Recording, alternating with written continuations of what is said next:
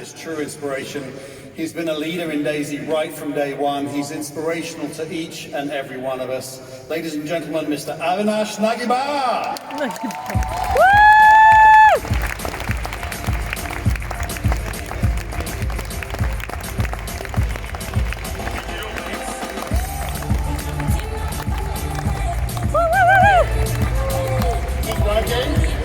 Can you hear me at the back?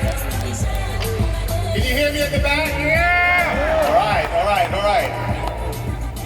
Can we have that music louder, please? Everyone's asleep here. I feel like everyone's asleep. Come on. Come on. That's what I'm talking about.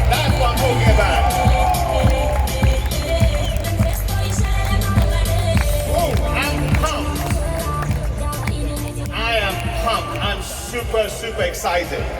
I was having a chat with Richard at the back, and he said this section was the loudest, of course, but everyone this side is saying because they went last. So we're gonna have a do-over. We're gonna see if really this section is one thing a long time ago. Profit is profit. And sometimes it takes settling for the smaller profits to be able to have the long-term win. So I'm going to share this little story with you where there was this barber who always used to make fun of a little child, a 9-year-old child. He was the son of the richest man in town. And one day the barber asked the child, let me ask you this, if I offered you $1 or $10, which one would you take? But the child overheard the barber explaining to his customers that, wait, I'm gonna prove to all of you that he's gonna take the $1 because he's so silly. So the child had a little idea, and when he got asked, he said, I'll take the $1. So a few days passed by, the child is walking. And the barber said to his client, hey, let me show you something. He called the child inside, he pulls out $1, he pulls out $10. He goes, you can have one or the other, which one would you take? And the child took the $1. And they laughed, they made fun out of him, and he went out. And the customer thought, why would a 9-year-old who already understands money, the son of the richest man in town, take $1 instead of $10? So he ran outside. And he goes, my child, let me ask you a question. What's more, $1 or $10? He goes, depends how you see it. He goes, I know $10 has more value than $1. I know you know too. But what you don't know is the day that the barber was making fun of me, I heard him talk that he's going to prove to everyone in town that I'm so silly and I would choose $1. So I chose the $1, and for the last 90 days, every single day I make $1 from him. So he's actually made $90, and he's going to carry on making $1 a day, because the day he takes $10, the barber will never do that trick again. So sometimes it takes settling for a lower amount when you're running the long game. Does that make sense? Is the translation coming through? Yep. Is the translation coming through French? Let me hear you. Where are the French people? All right. Where are the Germans at? Yes. I don't hear the Germans. What's happening? Where are the Hungarians at? Where are the Japanese at? Woo! Awesome. All right, let's have a do-over. Let's see if you guys really got the message. So on the count of 3, if you're really excited on this...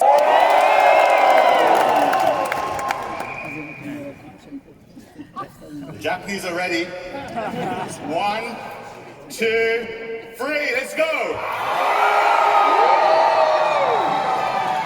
And you know what? I've just made the decision. I'm coming to Osaka on the 10th. Guys, but one thing I learned is when you do something as a team in cohesion, which Caroline spoke about earlier, it has a lot more power. So we're going to do the same, but as a team with everyone together. And I'm going to ask you to stand up. I know you've been sitting for a long time. You can't wait to shake the list. So stand up everyone. I can see you. You're willing to celebrate your team winning, whatever sport it may be, more than celebrating your own success. I would celebrate making 1% a month way more than any soccer team, football team, handball team, whatever team you call it, because that's coming into my pocket. That's my growth, my team's growth, my family growth. So I want to make sure that there's not people here who celebrate a handball team, a football team, more than they celebrate their own success, the opportunity at their hands. So on the count of 3, I want you to make maximum noise. I want you to high five people, and let's get ready to get into this. 1, 2, 3, let's go.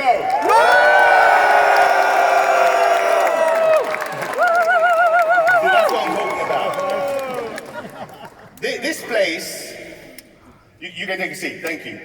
This place makes me extremely nostalgic. I know as I get excited, I go fast. So I'm gonna try and slow it down for the translation. But this place makes me nostalgic. And before I share this with you, know what? I love coming off stage. So I'm gonna do a little disappearing act and reappear with you guys there, because I wanna share my experience of why this place makes me nostalgic.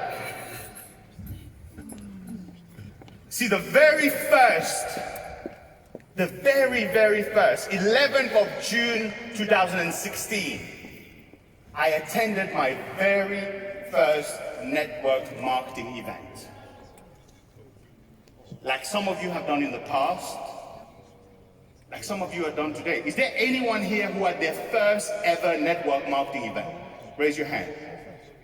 Major round of applause for these people. Woo!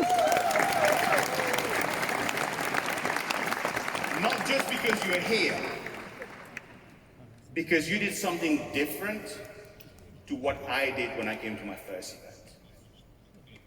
I had listened to people who never tried network marketing, people who tried and failed.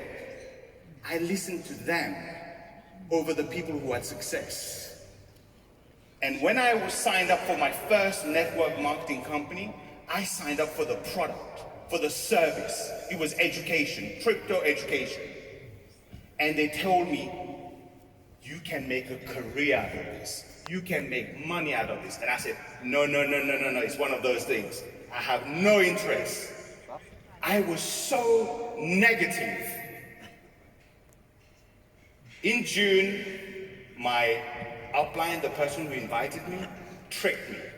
He said, Avi, on the 11th of June, whatever you have, clear your schedule. We're going to go and check out something very interesting, just between the boys, and then we're going to go and party, dress up nicely. And here I was, dressed up, looking forward to where we're going, what we're going to do.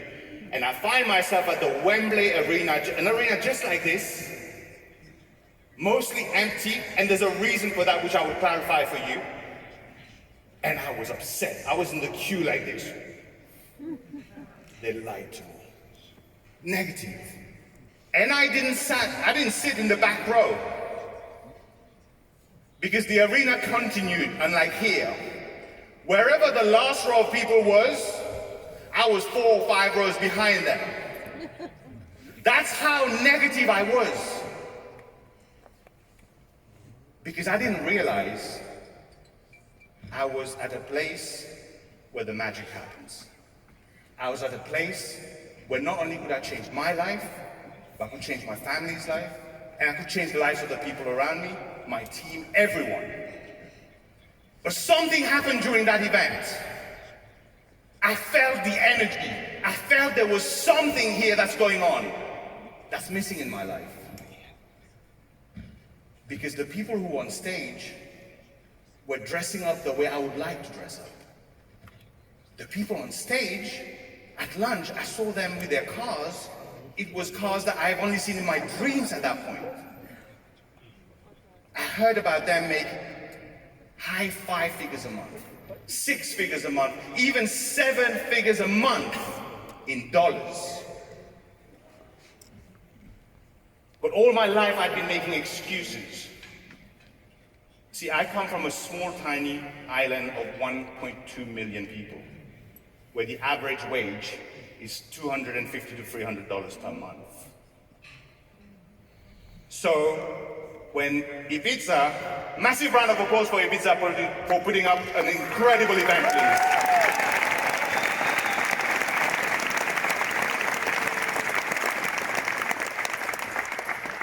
So when I learned something a long time ago.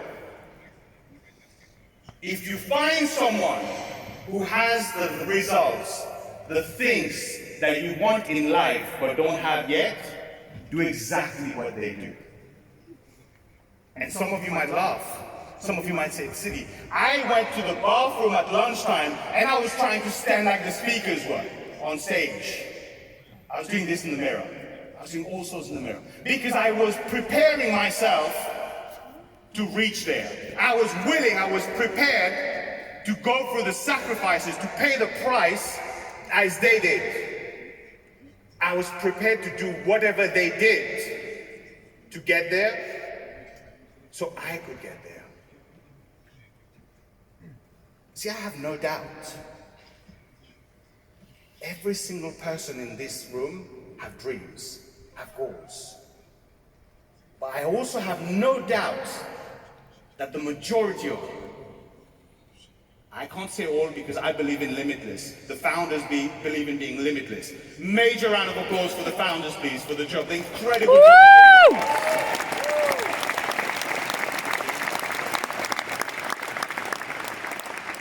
See, I have no doubt that many of you have had dreams that you've already convinced yourself is never going to become true.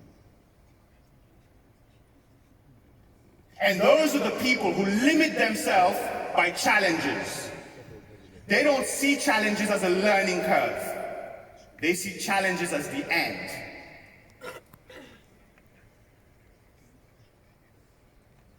They see challenges as the end. Every challenge is a new beginning to start stronger, to start better. And people often, I talk to people every day and people say, I wish I had a Ferrari. I wish I had a dream home by the beach. I wish I could do more philanthropy. I could help homelessness. And I say, why don't you? Oh, because I can never make that kind of money. And if you think like that, I want to ask you a question. Is there someone in the world right now who's purchasing your dreams? Because you already sold it. You sold it. Would you agree someone right now in somewhere in the world is in the showroom buying your dream car? Someone else is buying your dream house? Someone else is giving the life, the education to their children that you dreamt of giving to them? All because you limited your belief. You limited your thinking. See, belief is something, as it says there, believe and you can, but you need to start visualizing it. You need to start visualizing it. And I'm going to share a story of this gentleman from UK. You know, I come from UK, so I have to put UK somewhere in there. I'm going to get back on there. I want to share this story with you because in the 1940s, it was believed that it is impossible, absolutely impossible, to run 1 mile in under 4 minutes. Researchers, medics done their research and said the human body, the anatomy, is limited and there is no way anyone can run a mile in less than 4 minutes.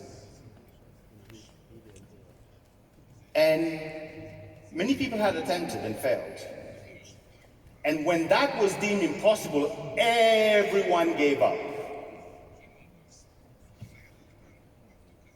In 1954, comes along a gentleman by the name of Roger Bannister,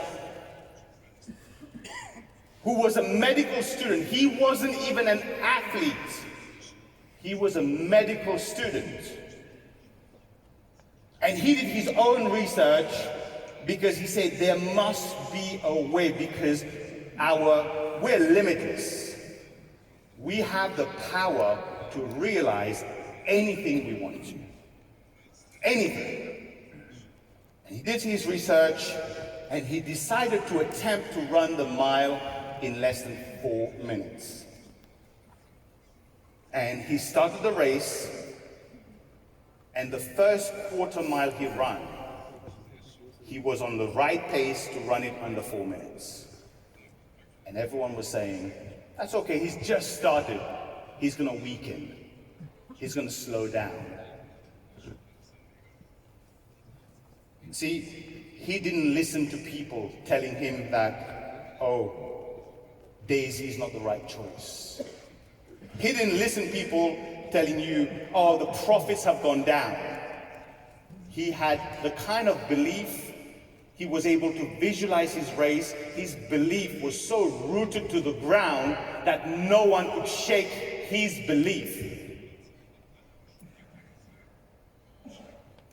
He reaches halfway, he's still on the pace to go under 4 minutes.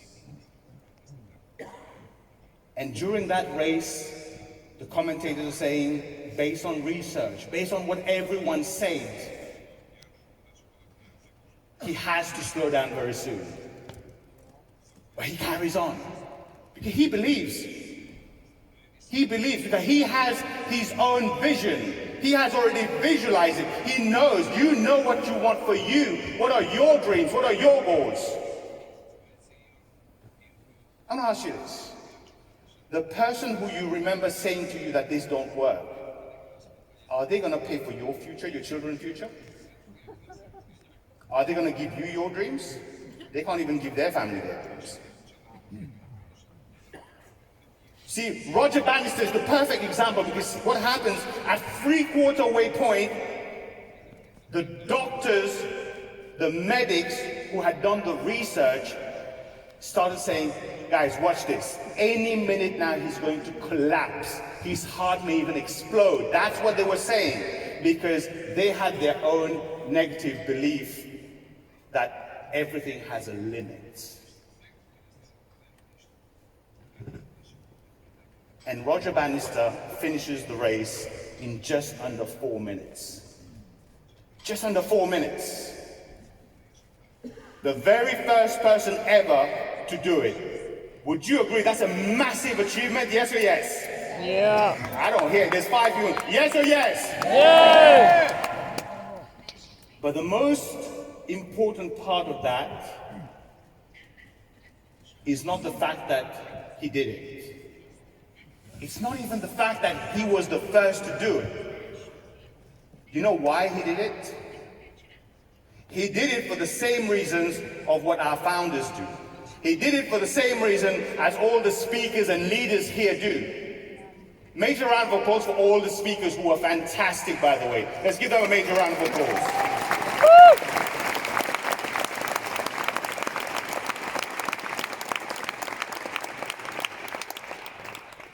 Just think of this. Something that was deemed impossible, it took one person to believe, one, and he went and did it.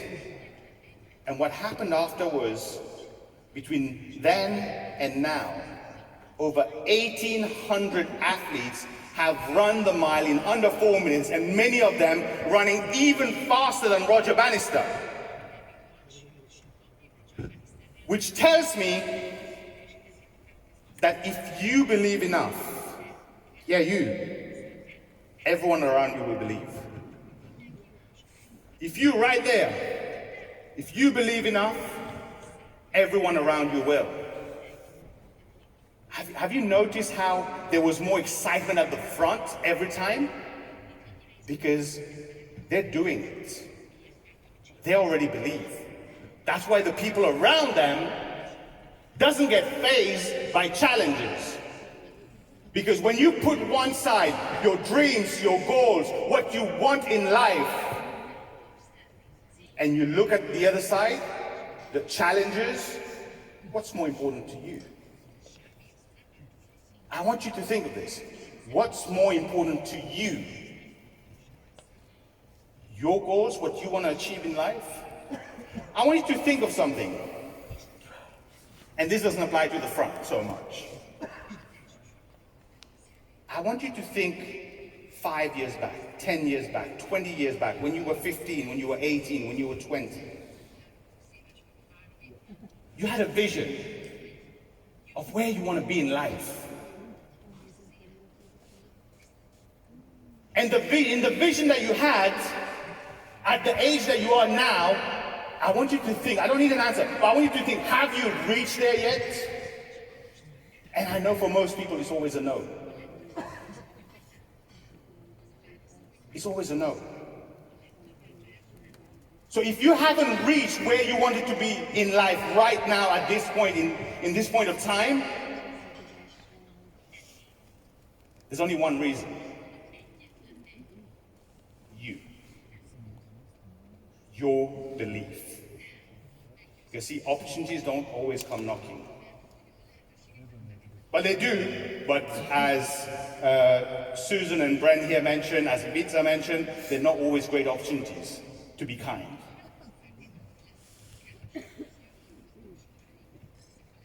The only reason is you. But today, you get the choice, you get the chance to make a decision so that 5 years from now, you don't have to be sitting in the same chair thinking the same thought. So that 5 years from now, just like it happened to me at that event, you can see your life totally transformed. Totally. It's been there. And I'm going to share with you why I'm so happy that we chose this arena.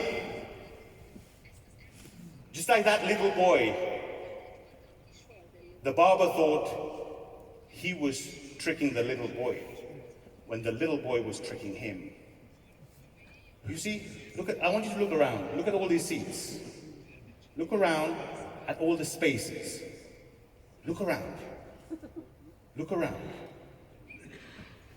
At that event, halfway through the event, I went in the bathroom, I done all these poses, how they were doing on stage, how they were talking, and I started visualizing myself achieving those successes. And I made a decision.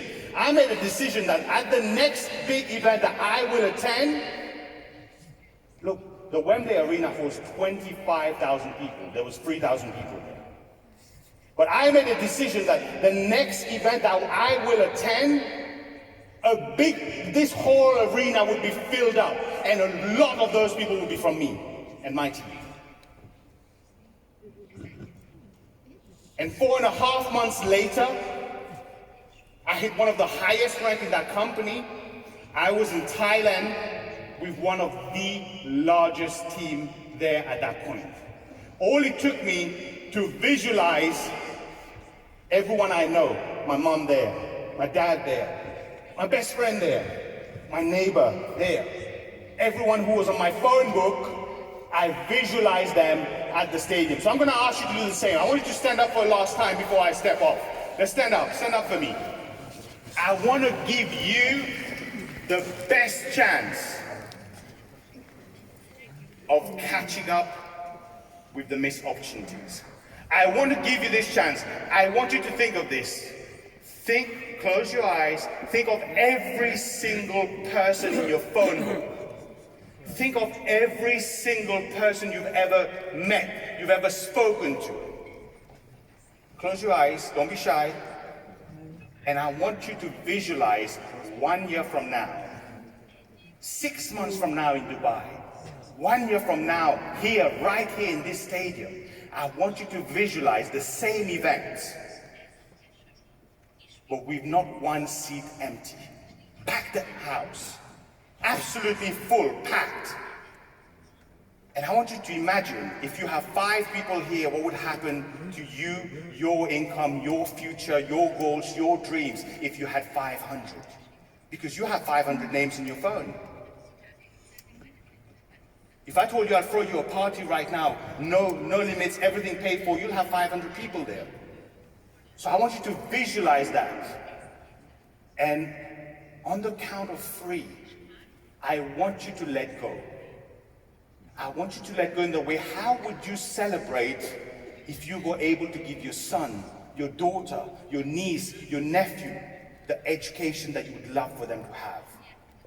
A better future, better education. How would you like to be able to give your family the dream house that you've always wanted for them? How would you like to do something for your parents, for your uncles, give them a house, give them a car, do whatever you can to put a smile on their face?